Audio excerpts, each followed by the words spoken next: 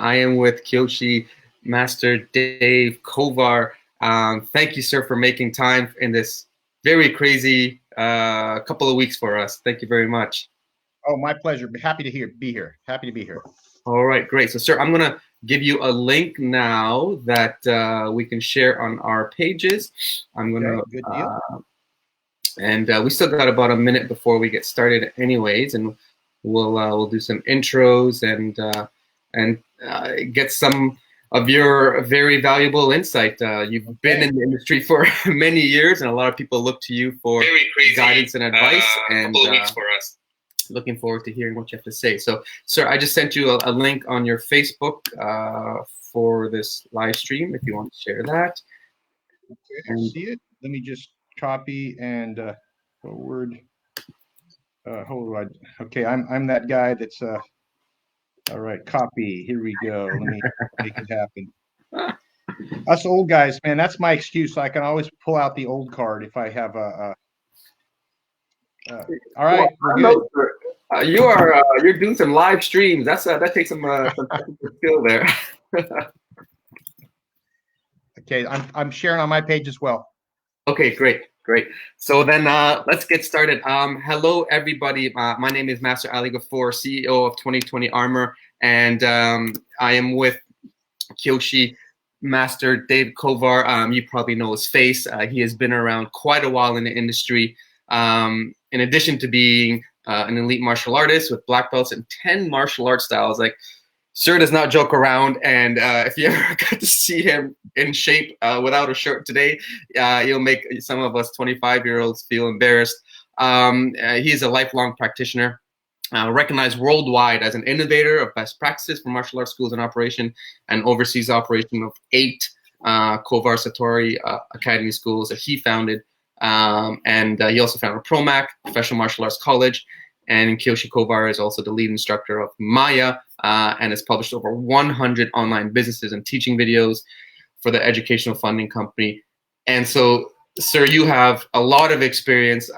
Thank you for making this time to share that experience with us during these challenging times. Welcome, sir. Thanks. Happy to be here. And just to real clear that I'm still involved in Maya. It's an amazing organization. They've got a bunch of instructors. At one time, I was the lead instructor. Now they've got a bunch of people participating. Just want to clarify that. Sure, yeah. And for people who, so yeah, if Master Kovar is not, sir, do you prefer Kyoshi or Master? Dave is fine. And I actually got a title change about a year and a half ago. My instructor, it's now Hanchi, which is the title. So it's like, it's kind of interesting how different, I grew up, I grew up in American Kempo was my base style, and there was no protocol whatsoever. So I'm very comfortable. So whatever, whatever, it doesn't matter to me. It's kind of interesting. And when I first met, my first exposure to really clean traditional, I went to a Junri seminar in 1987. Yes, and it was like, pow, but it was the coolest thing ever. I mean, I'd never seen like it. And I ended up being I was a student of his for years, and up until the very end, until he passed, I had a very close relationship with him, but he was like the epitome of a grandmaster. So I've kind of got that. I can go either way. I get it, but casual is fine. So if you don't mind, sir, it makes me feel comfortable by calling Master Kovar. It's just because that's fine. That's fine. Thank you, sir. Appreciate that. So, sir, first, how are you doing? Life is good. A lot of great stuff. Certainly challenging times, to be sure, 100%. But a lot of things that we're doing to try to minimize the downside. Right. And I want to ask you, for people listening in, please post your comments or questions in the comment section. We will try to get to them as much as we can. We obviously have our own thoughts and ideas that we're seeing in the industry that we're going to share with you, but this is an open back and forth dialogue. Apologies if you hear some babies crying in the background. I have 3 really young kids at home. I think probably everyone's in a similar situation, and but my wife did promise to keep them out of this room for quite a little bit.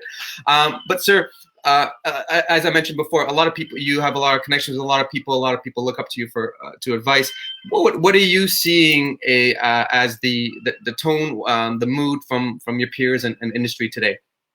So, I think it's interesting. I'm blown away by how, like, the innovation that's happened. Just think about it. Like, us personally in our company, we were trying to get our our YouTube channel up and running and our online training for what, 4 years now. We've been trying to get that going, and somehow we just didn't have the time, and because my team's all working really hard, and all of a sudden in 3 days, wow, we're up and running, right? And so I see that as an industry. I see how many great ideas and how, what I really see is so many people sharing what's working for them, and it's kind of like, so there's a lot of unity going on, at least it feels like, in our industry. I also see a certain amount of people that are running and online training for what, 4 years now. We've been trying to get that going, and somehow we just never. Yeah. All right.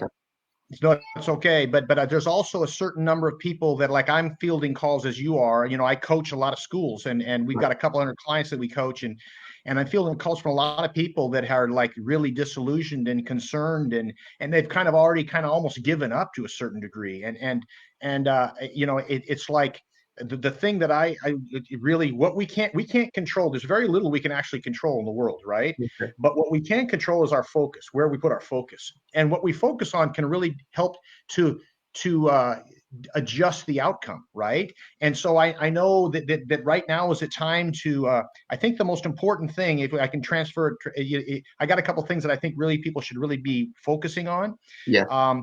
And first off, is this is a time. One of our mastery mindsets is I take great care of myself because the world needs me at my best, right? This is a time to guard your personal habits, right? And make sure that you're not being over-consumed with all the bad stuff that's out there. As Tony Robbins says, stand guard at the door of your mind, right? Be aware of what's going on. Don't be ignorant. Get your updates like I'm doing, right? Like I'm aware 2 or 3 times a day. I'm going to a news source and I'm getting some really good up-to-date information, but then I'm not letting that control me, because otherwise, man, you can wander off to a dark place, right? And then if you haven't already, if you're not a meditator, that's a good thing. What can you do to just kind of be in the moment, so to speak? Because there's 2 things that bring us, that give us any type of pain, anxiety, fear, anger, and that is regret for the past and fear of the future. So right now, some people are doing, they're worrying about, I didn't prepare enough for this. I should have done X, Y. It's a waste of time. It's a waste of time. Or fear of the future. Oh my goodness, what if this? That's a waste of time too. Once again, you got to prepare. I'm not saying, but then you just do what you can today. And like, that's what our team is doing. And I'm just so, so the next thing on a personal note, and then I'll go to some business stuff, is that I think it's important for us to be extra compassionate with other people right now, because everybody handles this differently. You know what I'm saying? Right. And I strongly believe that adversity doesn't make the person, it reveals the person, right? And this is our chance to, how do we want to be revealed, right? When you look back on this, how do you want to look back on how you handled this situation, right? And then from a business standpoint, man, I talked to some guy last week who's a high-level operator, a really good guy that was just kind of overwhelmed with what's going on, and he has a few locations. And I asked him what he's doing with his team, and they were stocking inventory and they were recounting T-shirts, and I'm going, not what you should be doing right now. Your main focus right now is trying to keep your emotional connection strong with your students in any way, shape, or form you can. And of course, people are using Facebook Live and Zoom, and these are all wonderful, and all those formats to get the word out, and they should be. Make sure that you're doing the people. And what happens, you think you got a lot of interaction because you got 30% of your student body that are interacting. You think, wow, look at all these people. But guess what? 70% may not be. And what are you doing to stay connected with them? So what we did last week is my team, we made 3,000 phone calls. Wow. And connected with everybody. And we're setting up private lessons, little mini private lessons or semi-privates online. And there were only little 10-minute things. But we also were able to keep a lot of people from holding and putting their program on hold and quit, because we were proactive with it. And so that, I think, for instructors, that's the best use of time you can do is stay connected to your student body and connect with those that are not the ones that are interacting with you on all your posts on Facebook. Right. So let me dive a little bit deeper into that one. So the 30% that are already joined, that's great. They're already committed. The 70% that aren't, that's at risk. So you're calling them. What are you saying to these guys? How are you getting them to get back engaged? Yeah, so that's a good question. I put my vanity, my glasses. I don't like to wear them all the time because they're funky. They're the cheap glasses I got for like the dollar store because my other one's Right. broke and they look funny. So I'm just looking at a comment here. See my man Chad Shepard on the line there. But so the question is, what are we doing with our student body? The first thing that we're doing is when we call is just hey, just checking on the family. In a perfect world, the person that's calling knows the person on the other end, right? Right. Anybody is better than nobody calling, but in a perfect world, I have a relationship with you, right? Right. And then what I'm doing is I'm just kind of checking on the family and letting everybody know that, hey, we're still open. We're just no longer open in the physical school. We've transitioned to online platform. I noticed I haven't seen you like do your homework assignment yet. If you're having a problem logging in, let me help you walk you through that. Right. All right. And then and by the way, we can still get credit for classes. We have all our curriculum. We're going through all that.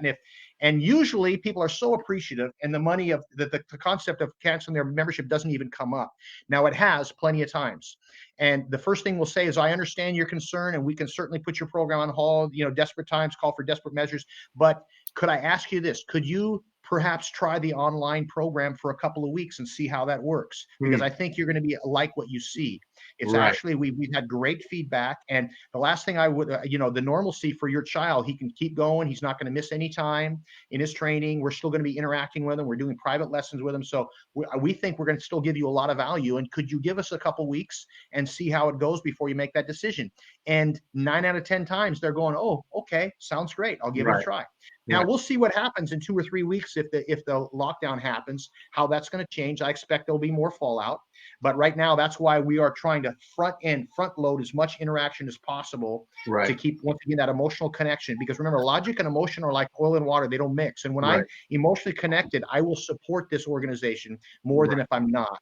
And some people, hey man, they're not working. Their unemployment hasn't kicked in yet. They don't have any savings. They got to decide. Like you and I were talking ahead of time, like daycare, I got to do something. That's real. Some people are gonna put their program on hold. I get it, but we can only control what we can control. And there's a lot of people that if our actions are correct, we can keep them in the trenches, at least for the time being. Yes, sir. Yes, sir. Very great advice. And 3,000 folks is not an easy amount of people to get in touch with. And we were talking beforehand. You're. I asked Master Kovar, what's your mood personally throughout this?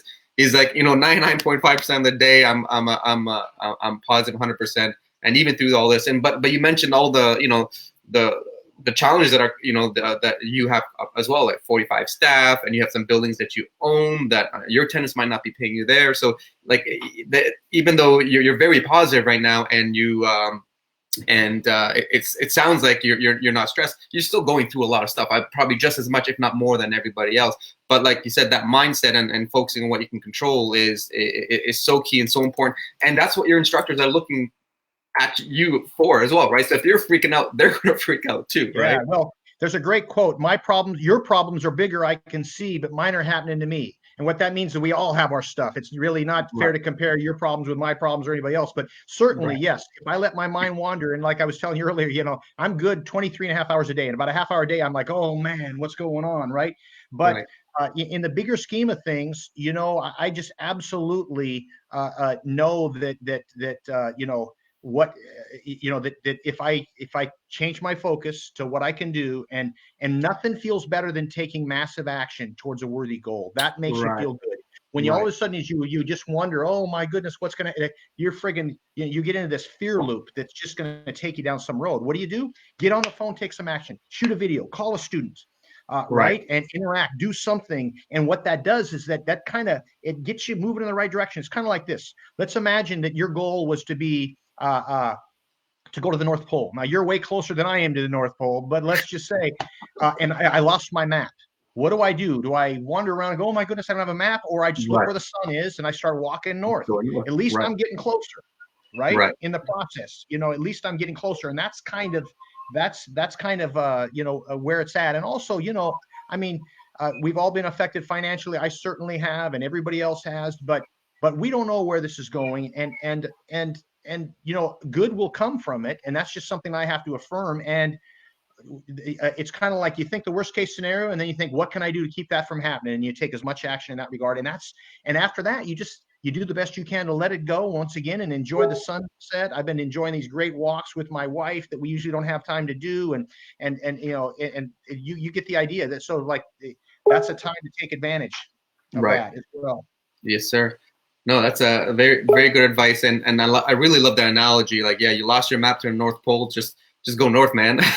Right, for now. Yeah, and a lot of people right now, they might be overanalyzing. And Master Jim Nam said this as well. It's like, a lot of people are trying to think about strategy, but just act just right now, just because a lot of it's unknown. Talk to people, obviously, read as much as you can, but don't just get paralyzed by trying. Are you going to find a perfect solution? Doing something right now is better than definitely not doing anything. So that's very good. Done is better than perfect. Meaning, like right now, we're working on some projects, and I just got to shout out to my whole team, especially my business partner, the CEO of my company, Dave Chamberlain. He's such a great wartime leader, so to speak, and my senior team, everybody's working really hard, and we got all these ideas, and it's kind of like, a lot of times we will sit back and be really slow to action because we want to get it just right, and I that's important sometimes, but sometimes you just gotta, like, boom, get something out there, right? Like don't spend too much time trying to figure out what your platform is going to be. Just start taking massive action, right? And then you kind of adjust as you're going. Yes, sir. Yes. And on that note, you guys will see there's a link at the bottom of this video. What we're doing is we're taking these insights that Master Kovar, for example, is providing, and some other experts, and we're collecting it and putting it on a page. And the idea there is that, a lot of people ask, what sort of video technology should we use? So we curate a whole bunch of them in, 3, and we suggest, use Zoom. And so we've done some of that collecting for you. We're going to be taking a lot of the insights here as well and putting it on that page.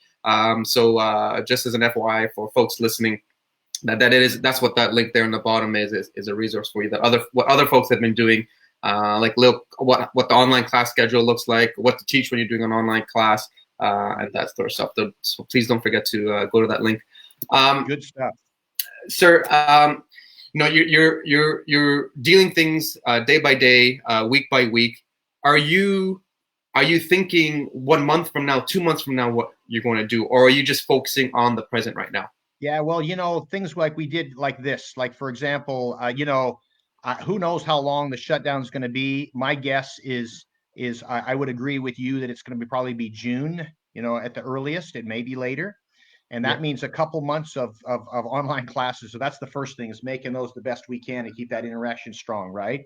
And then it's going to be, you got to figure there's going to be all this pent up energy to get out when things are over, right? Yeah. But people have gotten out of the habit of coming to class. We're going to have to get them in the habit of coming to class again. And then you're going to have a certain number of people that are concerned about getting too close. That's going to change the way people interact things. Like, I don't think we're going to go back to high-fiving. You guys know what I'm saying? It's like that stuff is probably not going to be a part of the picture. And so we're adjusting for what we've done from a business standpoint. Is my business partner, once again, his name is Dave, another Dave. We put together this forecast where we're planning on we hope it doesn't happen, but a 50% reduction in revenue over the next few months. And we're adjusting accordingly. So some of the stuff that we're doing is, I hesitate to even say this because this is, maybe they haven't got the letters yet, but we're negotiating with our landlords right now about rent. Right? Yeah. We're looking at unnecessary expenses and things like that we have, and we're adjusting accordingly. The main thing for us, my company, is guarding my staff, my staff's livelihood. That's most important to me. My team that have been so loyal and hardworking and fearless, and so that's what we're adjusting. So that's like so we've adjusted our expenditures accordingly, and of course now there's a lot of things we're paying less for, right? Like, like, for example, there's not a heating bill right now, right? So there's things that we're paying less for, and clearly I'd want to get over that so we can pay more for heating because we need heat or air conditioning. But so I guess that's a long answer to, I'm guessing this is going to be a couple months. It could be longer, but better safe than sorry. And we're going from there. Yes, sir. And your numbers are driving with some of the numbers I've been talking with folks about, around expecting about the 50 to 60% in revenue reduction. and possibly class participation, depending again on how well you do those calls or that communication. So I mean, again, planning accordingly to that is probably some good advice for folks. In terms of you mentioned how to connect with folks and some other advice on good things to do. Some people learn by the opposite. What should you not do? If there's one thing that's a kind of an immediate reaction that people will kind of get into in these situations, what would you? What have you seen that's the case, and what would you? How would you avoid that? Oh, did I lose you, sir? Normal and human, right? But when you've some people have kind of said that extreme, like I had one guy post to the school, I'm so gutted. I've lost my business of 23 years. I had to shut down. And this is a thing that he sent out to a student body, and he's still going to online program training. In other words, it's like not the right message. You know what I mean? Right. Hey guys, unfortunately, we're still open. You guys get but you get the difference. But we're now online. Like, he made it sound like he shut his doors completely, and you have to move further to realize it wasn't the case. And I think right now, you private message friends for support. In my opinion, you don't post that on your page. If you do, what you might do is you might write your post and then not push send or load it until the next day, and then see how it sounds then. I think it's important. You never make an important decision when you're angry or upset. It's like letting a coward lead your army. When we're not emotionally at our best, we don't make the best decisions. So you wait until you're clear-headed, and that's when you push the button. So that would be one thing. The other thing would be to withdraw completely and just decide, okay, I'll figure out how my business is going to be. I'm shutting down. I'll figure it out in a couple months. I'll recover. Right. I think that this is a chance. And by the way, that might be the right strategy, but for us, we don't have that option. In other words, we want to stay in business. We got to bust our butts. So now it's like I envision that the boat's got a leak, and everybody needs to get to be a bucket and bailing it out. Right now is we need to be working harder than ever, different than we've worked before, but harder than ever. And so what not to do would be try to limit your panic. What I mean by that is that you still may have those moments, but take a breath and get over it. Like I'm a fan of, people that are having hard times, and we all have hard times. It's called life. When this is over, there'll be other stuff. I'm a fan of really making sure to segment your day to where you prioritize, like, okay, I've got a real issue with whatever I'm dealing with. I'm going to allow my mind to go there between 8 and 9 in the morning, and at 9 o'clock, there's a lot of power in ritual. Like, I'm going to bow out of that challenge, so to speak, and then I'm going to move about my day. I can share a story with you. When I just got back, I started at the end of February. I had a 3-week trip. I started in Australia, and then I went to New Zealand and the UK. I was doing a bunch of seminars, and both the martial arts business seminars and martial arts seminars. And in the process, as this coronavirus was going stronger, it was interesting to see how things were evolving, and it was kind of challenging to be afar. It was a hard time for me to be away from my business and my family, and anyway, so I had to cut my trip short to get home. I had to cancel a couple events that were clearly right, and I was kind of on the last plane out, it felt like, and there's guys with hazmat suits coming on and checking our temperature on the plane. It was very surreal, right? But at one point in one of my flights, pretty much everyone on the flight was kind of, you could tell everybody just last minute change of plans, and there was a group of, looked like college students that were in front of me waiting to board the plane. The plane was going to board in about 10 minutes, and they were laughing and giggling, and this one gal realized she lost her phone. And she's like, the feeling, you've lost your wallet or your phone, and you're like, oh my goodness. And you could see her she just melted, and her friends were trying to comfort her, but she was holding back. She was visualizing all the terrible stuff that's going to happen now. She doesn't have her phone, and I can identify. Well, her boyfriend says he runs back to get it. It's on the food court on the other side of security, right? There's no way he's going to make it back in time. What do you know? Right before we board, she's just like sitting down in the corner, and right before we board, he manages to make it back, and he's got the phone. And she went from sheer to boom, all of a sudden super, super joyful. Now, here's why I share this story. She wasn't joyful 20 minutes before when she had her phone, when she knew she had her phone. Do you understand what I'm saying? It took losing that and then getting it to make her appreciate it.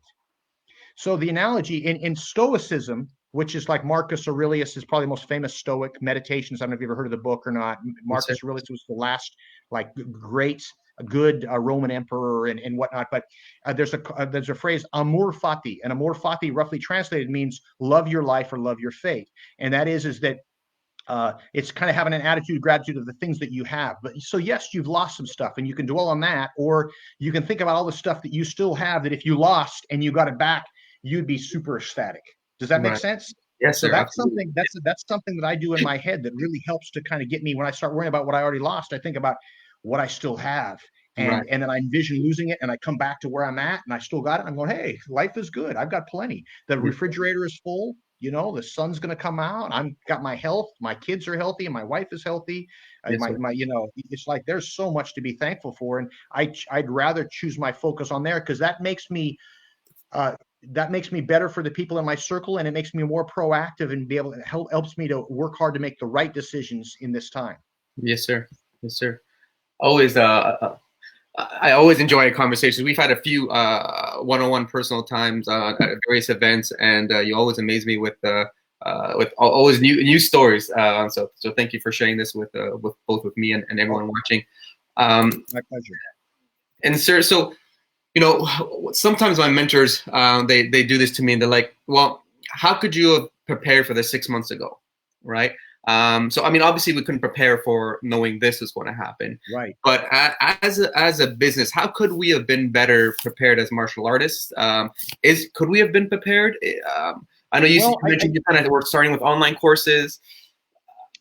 It's a great question. And I look back on the advice that I was hearing since I was 19 years old, and that is have 6 months of savings ready, for personal and business for an emergency. Mm-hmm. And everybody kind of rolls their eyes like, what emergency? Like the stock market's only gone up, since 2000. I don't think there's been a downturn for like 10 or 12 years. You know what I'm saying? Right. It's just kind of, but there's always a down, it lost, some back in the mid 2000s, it dropped down like by 50% or something, right? So I think this is I look at this for my kids. By the way, right now, if you have nothing to lose, if you have not a lot of money yet, and you don't have a house yet, there's not a lot to lose, right? I mean, what a great experience for you to help shape your future. Right. And so what could we have done? It kind of goes back to the thing that we should always be doing is that making sure that we count every dime, even if we have plenty of dimes. You know what I mean? Like we're not a miser, but we're wise with our money. And going forward, that's something that's a great lesson that we can all learn. And the other thing is that you can judge a person's character by the way they treat the people least important to them. And what do I mean by that? Mm-hmm. Like right now, when you've gone out of your way to service the people, to serve your community, to serve your students, to be there for your team, then when going gets rough, they're going to be there for you, right? And it's a reminder of the importance of just going forward, striving to continuous to be to be helpful and compassionate to the people in your center, because it's the right thing to do. Okay. Mm-hmm. But also it's always better to have friends than enemies, and when times are rough, there's more people to lean on, to get support from, the better. And that's for me something that I think those would be two things that jumped out at me. Yes, sir. Very amazing advice. Sir, I know you said you had a couple things that you want to make sure that you got out. I know I asked a lot of the questions. I know you got some of yours in there as well. Was there a couple of things that you wanted to specifically address? I think I mostly covered. I'm looking at my points, right now. I just over communicate with your student body from a business standpoint. You adjust your spending, have the hard discussion with your landlord. There's no downside to it. And I'm talking as a landlord. What am I going to do? Am I going to boot somebody right now because they're not paying? Exactly. I'm not going to do that. First off, ethically, it's the wrong thing to do, and secondly, not like somebody else is going to jump into that spot right away, right? Right. It makes no sense, and chances are, you may get some free rent, or at least get added on to the end of your lease. It's worth having the discussion, and then. This, I don't want to sound Pollyanna-ish or anything, but this too shall pass. We will get through this. And I think this isn't a forever thing, like you look at all the things that have happened in history, we always get through it. And I think just holding on to that is and not letting that fear bring you down the wrong road, I think is just crucial right now. Yes, sir. Wow, that was a lot. Michael, our head of marketing, was been feverishly writing down your insights. I'm sure his fingers are probably burning from how much stuff you've been able to give us, and we'll collate these into a blog post and share this with everybody as well. If anybody has some questions in this last minute, please do ask. I do want to be respectful of Master Kovar's time, because he's got a lot of people to attend to right now. And if anything comes in, then we'll address it. If not, sir, thank you for devoting 30 minutes of your time and that value that you've given us. I just asked you, do you mind being on with us? And you just said yes. And so I really highly appreciate that. Thank you so much. And you know, every time I talk to you, and I can feel your energy, and other people I'm sure can feel your energy too. You give the motivation and the light for other folks at the end of the tunnel. I can see a lot of thank yous coming in, and you know, I was chatting with one gentleman the other day, and it was early. It was like 7 o'clock in the morning for him, and I was kind of giving him my outlook and how great I think things are going to turn around. And all of a sudden he's like, you know what, my day started bad, but you know what, just because of what you said, I'm going to completely change my day, right? So I think, sir, a lot of people, hopefully all of the people that heard you and your optimism will also feel that way. And again, thank you so much for your time.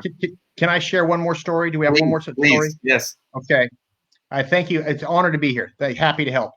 So a couple years back, my wife and I are going to spend the day in San Francisco. And if you don't know the San Francisco, there's two bridges. There's the Golden Gate Bridge that everybody knows about, Golden Gate Bridge, but the bridge that most people use is the Bay Bridge. And there's like 18 toll booths across to get in. And sometimes you have to wait in line a long time. And we're waiting in line a long time, and I'm not a guy that really enjoys waiting in line, so I'm good. But you know, I'm ready to be done with this line.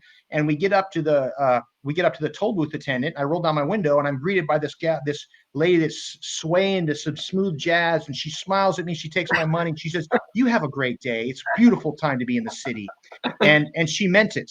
Yeah. And my wife and I drive off, and we look at each other like, wow, that was really cool. And I think it was a reminder to be in the moment. It was like such a good message, you know? Yeah. So on the way back, there's another bridge called the Crockett Bridge. And now my spider senses, I'm keenly aware of going across, you know, interacting with a toll booth operator. And the toll booth operator coming back across, you know, she doesn't even look up at me. She kind of grunts as she takes the money. And if I could read her mind, I'm visualizing her saying, my sister's an attorney, and here I am wasting my time collecting tolls, right? Both of them doing the same job.